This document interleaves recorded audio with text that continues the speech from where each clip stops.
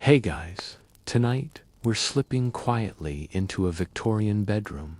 Not the polished kind shown in museums, but the real one, heavy with coal dust, damp air, and a tired body that hasn't truly rested in years. Sleep in the 19th century was not comfort, it was negotiation. Between noise, darkness, fear, and exhaustion, people learned to lie still and accept what the night allowed.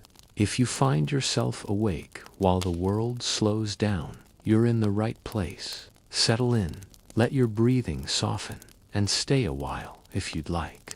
In this slow stretch of history, nothing dramatic happens, and that's the point. We'll move gently through narrow beds, shared rooms, and habits shaped by long workdays and short tempers. There's no rush here, no lesson to master, only the quiet accumulation of detail. If this kind of calm wandering suits you, you can linger with it, night after night. For now, imagine the lamps dimming, the streets growing still, and a city full of exhausted people preparing once again to sleep. The Victorian night did not begin with rest, but with fatigue already layered thickly on the body. By the time evening arrived, most people were already worn down by hours of repetitive labor, long walks through soot-darkened streets, or domestic work that never truly ended. Sleep was less a reward and more a surrender. The body yielded because it had little choice. When lamps were lit and shutters pulled closed, there was rarely a sense of comfort, only the dull relief of stopping. Bedrooms, when they existed as separate spaces at all, were practical rather than inviting. Walls were bare, floors cold, and air heavy with the smell of coal smoke and unwashed fabric. In working-class homes, the bedroom often doubled as storage, nursery, or sick room. Privacy was a luxury few experienced. The idea of sleep as a private ritual, carefully protected and curated, had not yet taken hold. Night was simply another condition to endure. Beds themselves varied widely, but comfort was inconsistent across all classes. Straw mattresses were common, their contents shifting and compressing unevenly with time. Even wealthier households relied on horsehair or flock, materials that stiffened and clumped.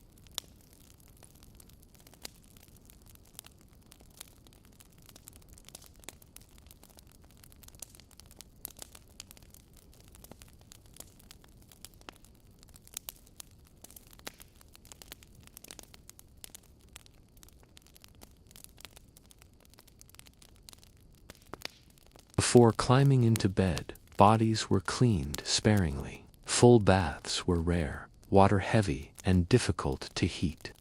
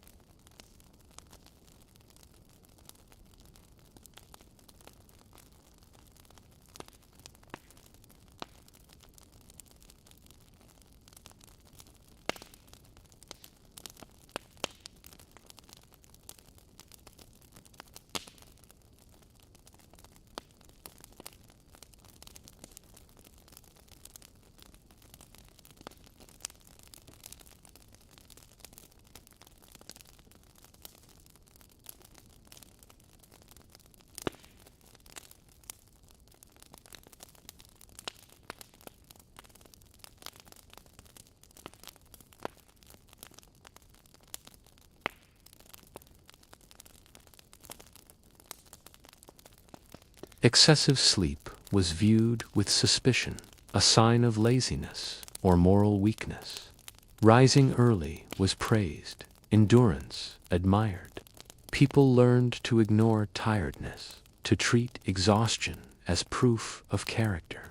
This belief followed them into bed, where even rest carried expectation. One slept not to recover, but to be ready to work again. Doctors of the era offered advice that now seems contradictory. Some warned against too much sleep, others against too little. Fresh air was alternately praised and feared. Bedding was scrutinized for its influence on health. Yet most people followed tradition rather than instruction. They slept how they always had, guided by habit, family practice, and necessity, trusting familiarity more than theory. Children were trained into these routines early. Bedtimes were strict, not gentle. The dark was not softened with stories or reassurance. Sleep was expected, demanded, enforced. Crying was often ignored, believed to strengthen character. Night fears were rarely indulged. Over time, children learned to quiet themselves, to lie still and wait for sleep to come on its own terms. The physical posture of Victorian sleep was different as well.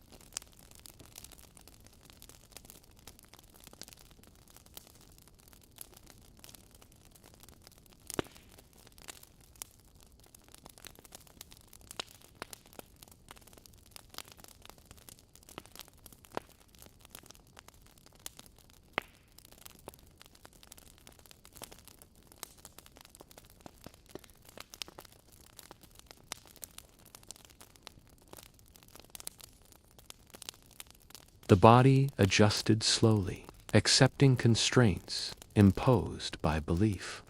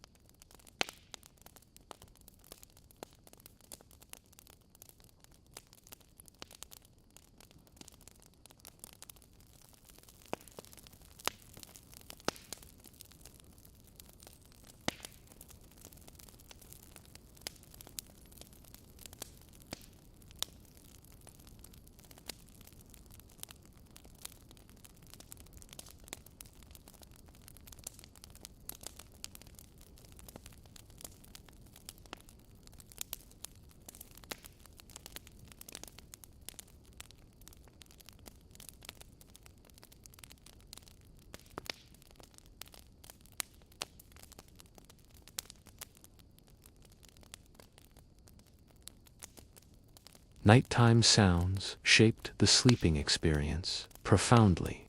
The creak of wood as houses cooled, the distant rumble of carts, footsteps passing outside, voices drifting through thin walls.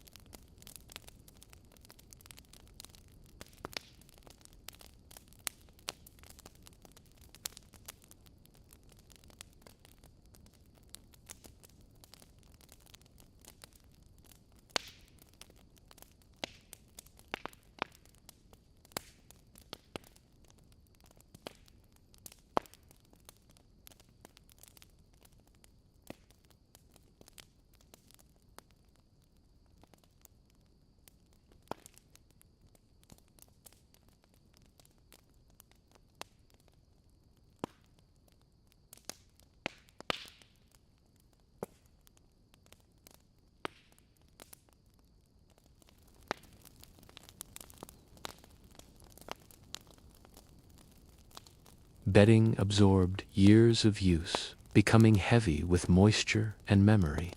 Sheets smelled faintly of soap, sweat, and smoke.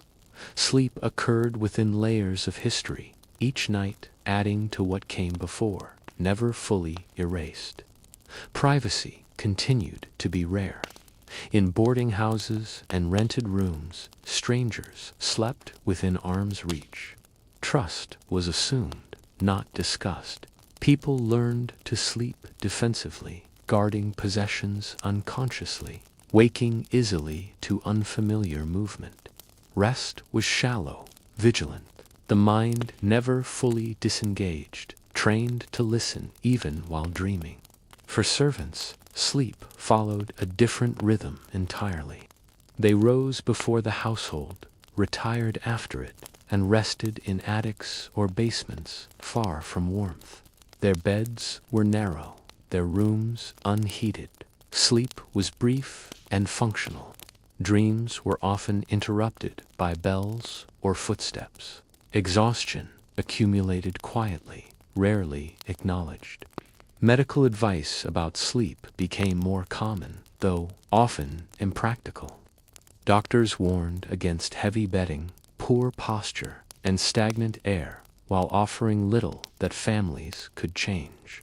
Theories circulated in pamphlets and newspapers, but habits endured. People trusted what was familiar, even when uncomfortable, believing endurance safer than experiment. Nightwear evolved slowly, growing lighter in some households, though modesty remained strict. Even then, many slept constrained by fabric and expectation. The body was never fully free. Turning in bed required effort, limbs tangled in cloth. Sleep adapted, becoming careful rather than expansive, shaped by limits rather than ease. Mental fatigue weighed heavily on Victorian nights. Worry lingered after lamps were extinguished. Debt, illness, social standing, and loss followed people into bed.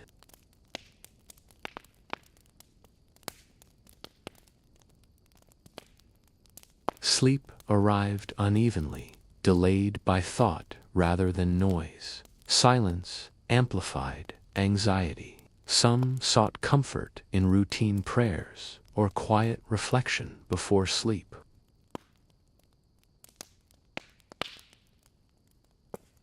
Words were repeated nightly, familiar enough to soothe without demanding attention.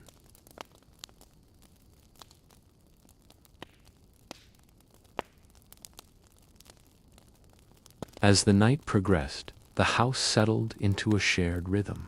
Breathing synchronized, sounds softened, and movement slowed. Sleep deepened briefly in the hours before dawn.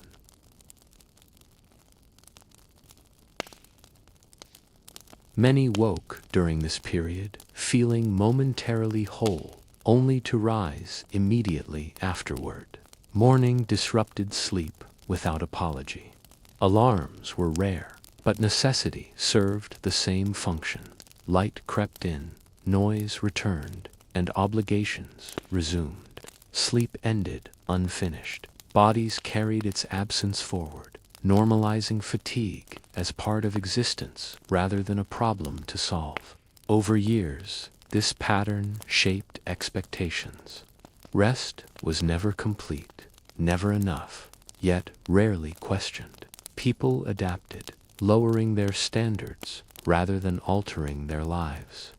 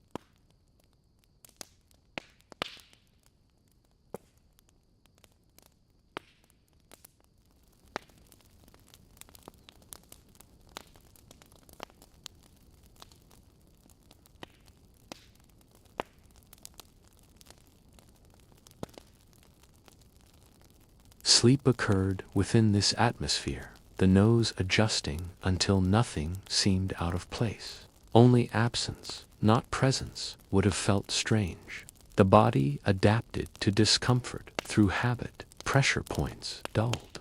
Muscles learned to rest unevenly. What might once have caused waking became ignoble background sensation. Sleep did not deepen, but it persisted. The nervous system recalibrated, lowering expectations, finding rest where none was designed to exist. For many, sleep arrived in stages rather than waves. Light dozing, brief dreams, shallow unconsciousness, then waking again. These fragments stitched together into something functional. The mind accepted interruption as normal. Dreams often reflected daily monotony, repeating work, walking familiar streets, standing in long lines, the imagination constrained by routine. Seasonal changes altered sleep without warning. Summer brought longer light and heavier air, making rest restless and thin. Winter compressed nights into darkness and cold, forcing bodies into stillness. Each season required adjustment.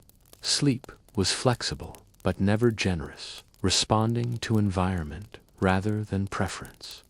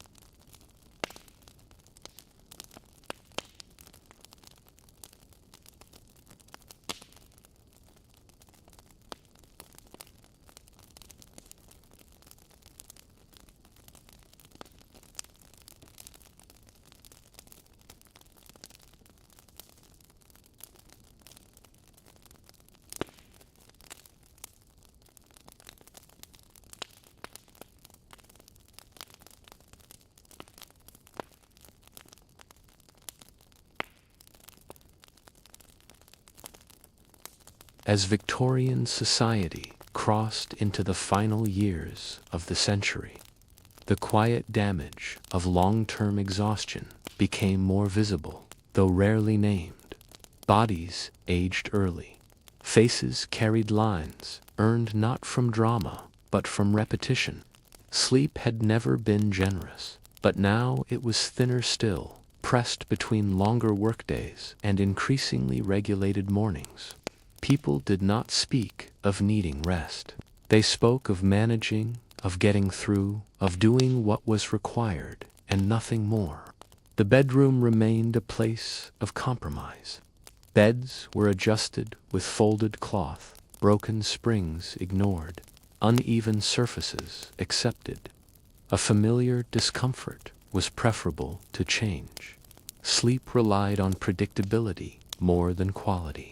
The body learned where the mattress dipped, where the frame creaked, how to settle without waking others. These small negotiations happened nightly, so practiced they became unconscious.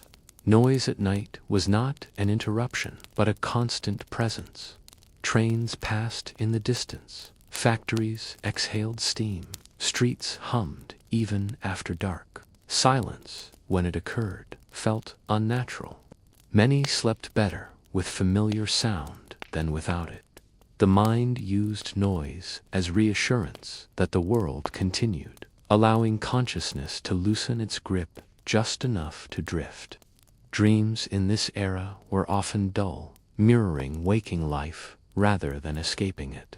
Repetitive labor replayed itself in sleep, hands moving, feet walking, tasks repeating without resolution.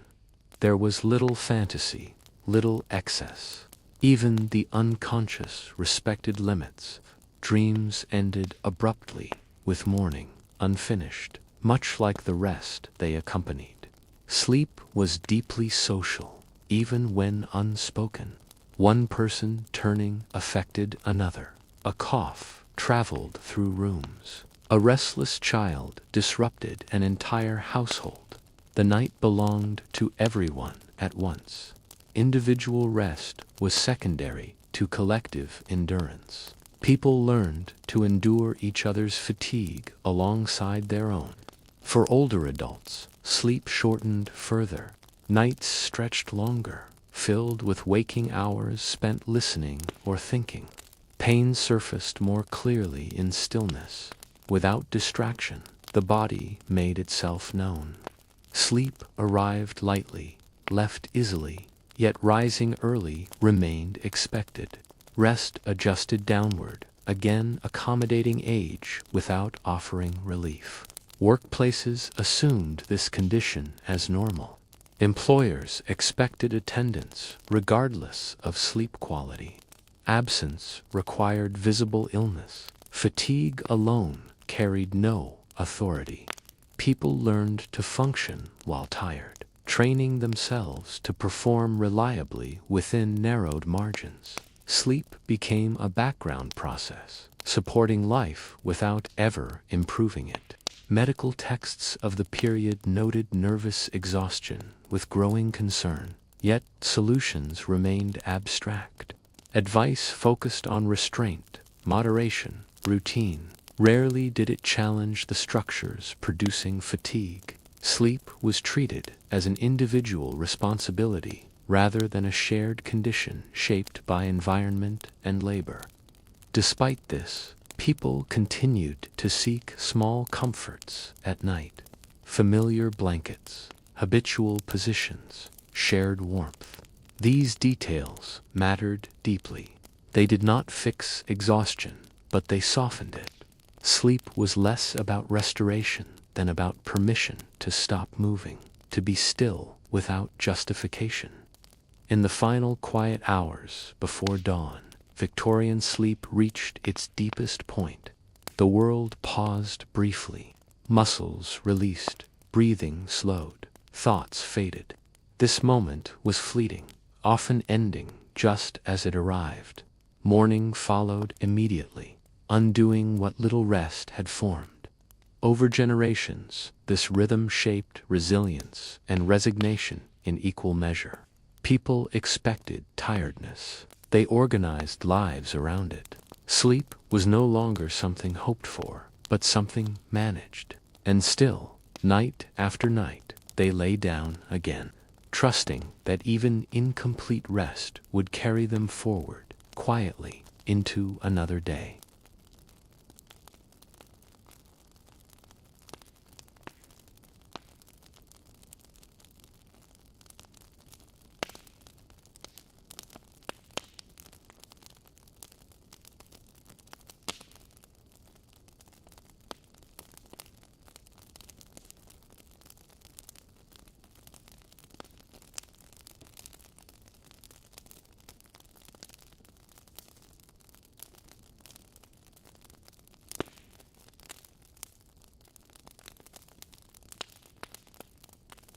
Beds, by this point, carried the full history of those who had used them.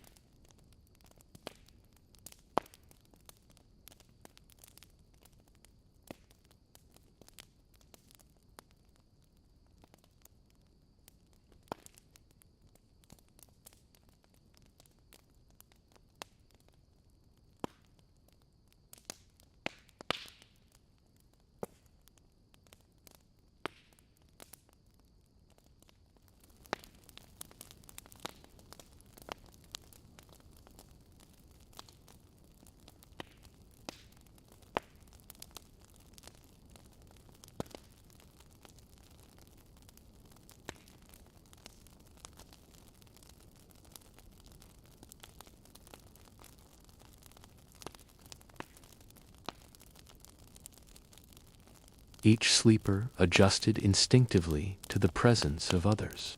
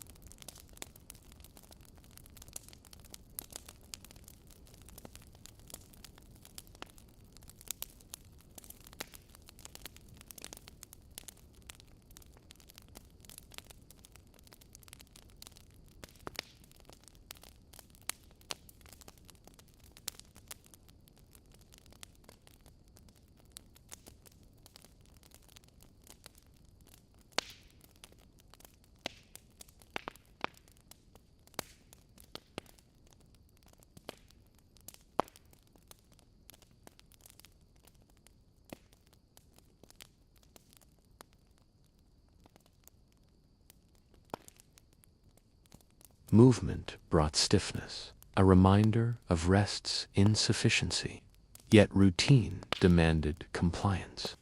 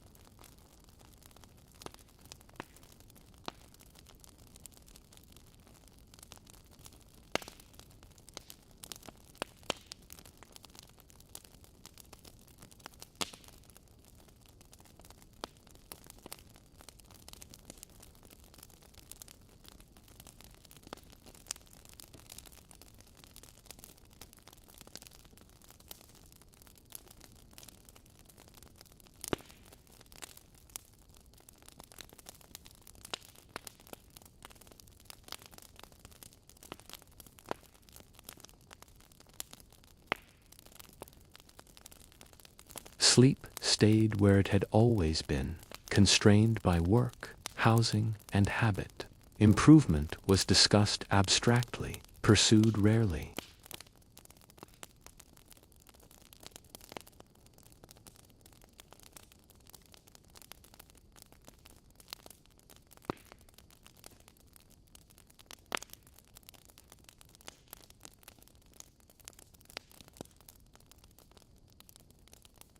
Despite this, people continued to value the act of lying down.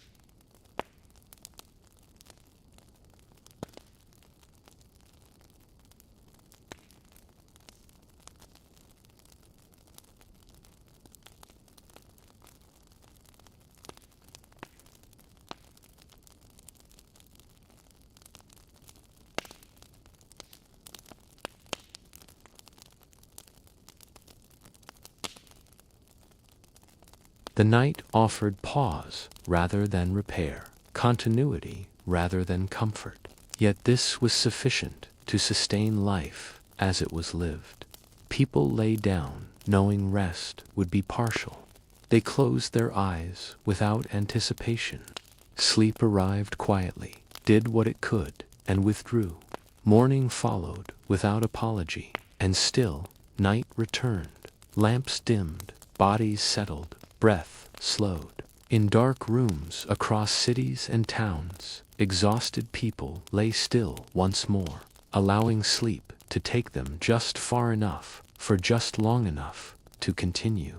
As Victorian life carried on into familiar repetition, sleep became less an event and more a condition that hovered constantly in the background. People were rarely fully awake and almost never fully rested. Days bled into nights, nights into mornings, each cycle distinguished more by obligation than by sensation. The body adjusted by dulling its responses, conserving energy where it could, learning to exist in a state of permanent, mild fatigue. The concept of feeling refreshed was poorly defined. Waking without pain or dizziness was often enough to be considered successful rest. Anything beyond that felt unnecessary, even indulgent. Sleep was measured not by quality, but by whether one could rise and function. The standard was survival, not comfort, and most nights met that minimum requirement. Household rhythms reinforced this attitude. Evening was not a winding down, but a slowing of movement. Tasks continued until light failed or exhaustion intervened. There was no deliberate preparation for sleep beyond necessity. The mind was expected to follow the body into rest, even if it resisted, even if it lingered restlessly in thought. The darkness itself shaped sleep profoundly. Without consistent artificial light, night felt thick and enclosing.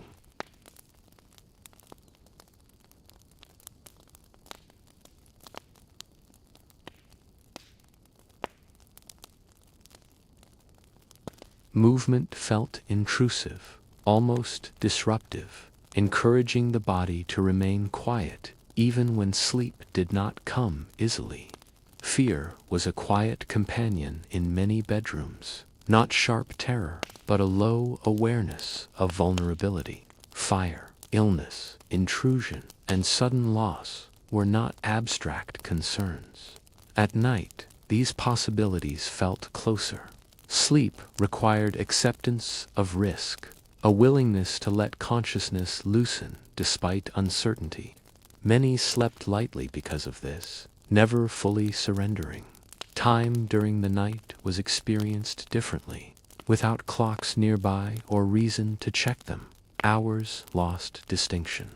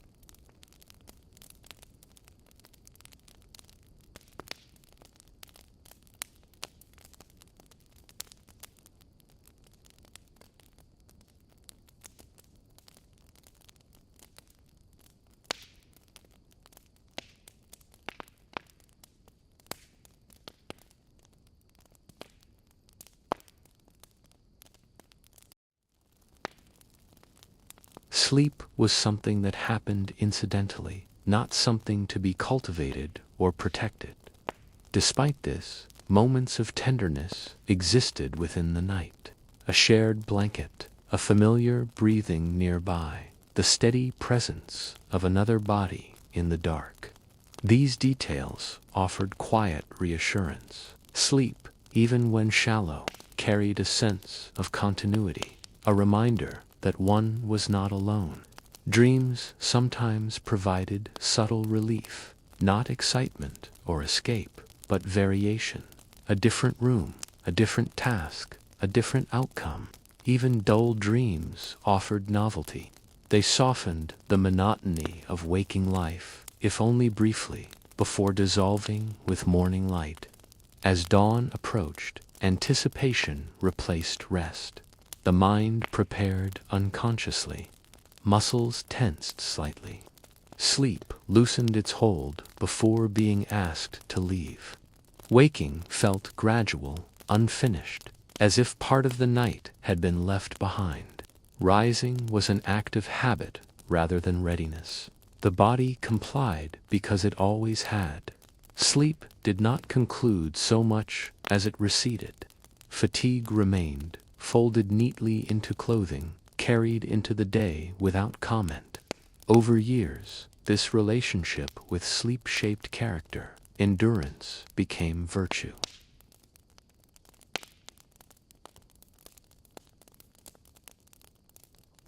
People learned to function within limits without naming them.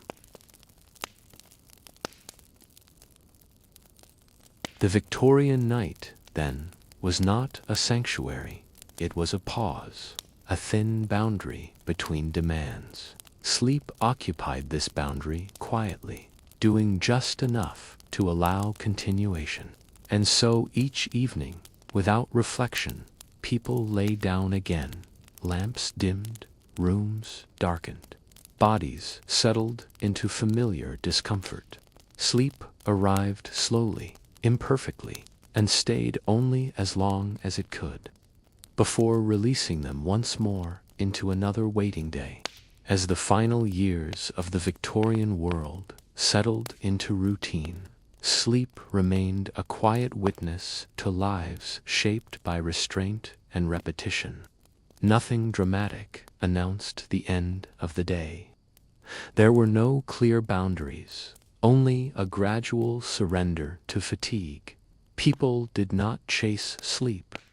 They waited for it, knowing it would arrive eventually, thin and imperfect, yet unavoidable.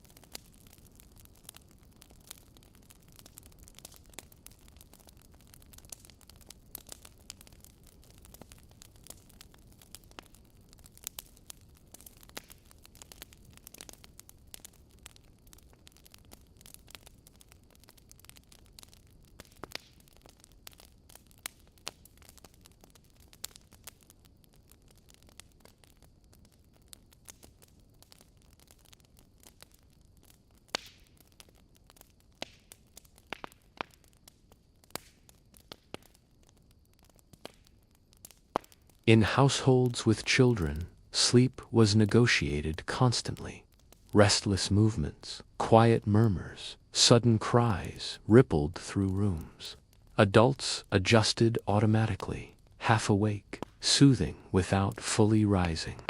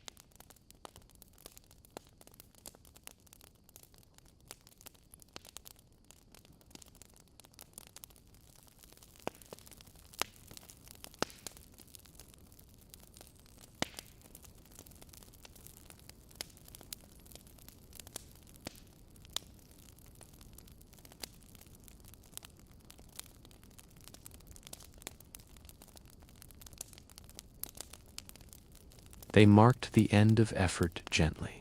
As dawn approached, sleep loosened its grip once again. The body sensed change before light appeared. Muscles prepared reluctantly. Awareness returned in fragments. Waking was not a moment, but a process, stretched thin across early hours. Morning erased the night quickly. Windows opened briefly, beds straightened, evidence of rest removed. Sleep left no visible trace, only its absence carried quietly forward. Fatigue accompanied people into the day like a shadow, familiar and expected. Over generations, this rhythm shaped a culture of endurance. Sleep was never idealized. It was tolerated, managed, accepted. People learned to live alongside tiredness without naming it as loss. And so, night after night, the pattern continued. Lamps dimmed, bodies lay down, minds wandered briefly before fading.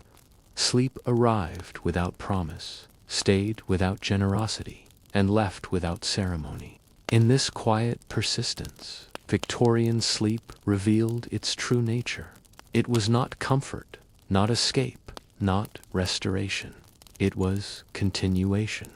A pause, just long enough, just deep enough to allow life to resume again with morning. As the Victorian night completed its familiar arc, sleep remained a presence that never fully announced itself, yet never entirely disappeared. It drifted in quietly, shaped by habit more than intention, guided by years of repetition. People did not wait for perfect conditions. They slept because the body eventually demanded stillness, because stopping was unavoidable, even when rest felt incomplete. By now, sleep was deeply internalized, no longer questioned or observed. It was not discussed at breakfast tables or examined in detail. The night passed, and that was enough. What mattered was rising again, stepping back into routine with a body that functioned, however imperfectly. Sleep existed to enable continuation, not to improve experience. Rooms at night felt heavier than during the day. Air settled, sounds softened, shadows deepened. Familiar walls seemed closer, enclosing rather than protecting. This compression encouraged stillness. The body responded instinctively, conserving movement, yielding to gravity. Sleep grew out of this surrender, rather than any sense of ease. The boundary between waking and sleeping thinned further in these hours. Thoughts lost urgency. Memories surfaced without context. Sensations became vague. The mind loosened its grip slowly, not falling but sliding into unconsciousness. Sleep did not arrive all at once. It accumulated quietly, layer by layer. For those who woke in the night, there was little frustration. Wakefulness was expected. Lying still was considered sufficient rest. The body remained horizontal, breathing slowed, eyes closed. Even without sleep, the night was used efficiently, extracting what little calm it could offer. Over time, this acceptance shaped emotional life. Irritation dulled, disappointment softened, expectations lowered. People adapted inwardly, adjusting not their environment, but their response to it. Sleep, however limited, trained patience through repetition. The physical body bore the imprint of this pattern. Muscles rested unevenly. Tension settled into joints. Yet endurance followed. The body learned to work within constraint, carrying fatigue quietly without demanding resolution. Sleep maintained function without offering renewal. As morning approached, the night loosened its hold gradually. Awareness returned without urgency. The body prepared itself automatically, muscles stiffening slightly, breath changing rhythm. Sleep receded without ceremony, leaving behind a dull, familiar tiredness rather than clarity. Rising felt neither sudden nor complete. Sleep did not end, it faded. The day resumed without acknowledgement of what had passed. Beds were left behind, rooms aired briefly, night sealed away until it returned again. Over years and generations, this cycle embedded itself deeply. Sleep was not romanticized or feared. It was simply endured, accepted as another quiet system supporting daily life. Its absence was felt more than its presence. The Victorian world moved forward on this narrow foundation of rest. Cities grew, industries expanded, families endured. All of it rested on nights that offered just enough pause to continue. Sleep was never generous, but it was reliable in its limits. And so, as darkness returned each evening, people lay down once more without expectation. Lamps dimmed, bodies settled, breath slowed. Sleep arrived quietly, stayed briefly, and departed without apology. In that repetition lay its purpose, not comfort, not restoration. Simply enough stillness to allow life to carry on, night after night, until morning returned again.